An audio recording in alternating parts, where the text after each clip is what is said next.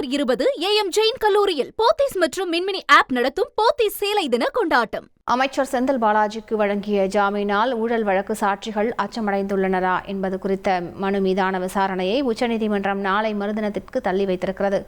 போக்குவரத்து துறையில் வேலை வாங்கித் தருவதாக லஞ்சம் பெற்றதால் வேலை கிடைக்காமல் பாதிக்கப்பட்ட வித்யாகுமார் என்பவர் தாக்கல் செய்த மனுவை உச்சநீதிமன்ற நீதிபதிகள் அபய் எஸ் ஓஹா, ஏஜி மாசி ஆகியோர் அடங்கிய அமர்வு விசாரித்து வருகின்றது. இன்று நடைபெற்ற விசாரணையின் போது ஏற்கனவே அமர்வில் இடம்பெற்றிருந்த நீதிபதி ஏஜி மாசி இடம்பெறவில்லை. இதைத் தொடர்ந்து விசாரணையை நீதிபதி அபய் எஸ் ஓஹா டிசம்பர் 20ஆம் தேதிக்கு தள்ளி வைத்தார்.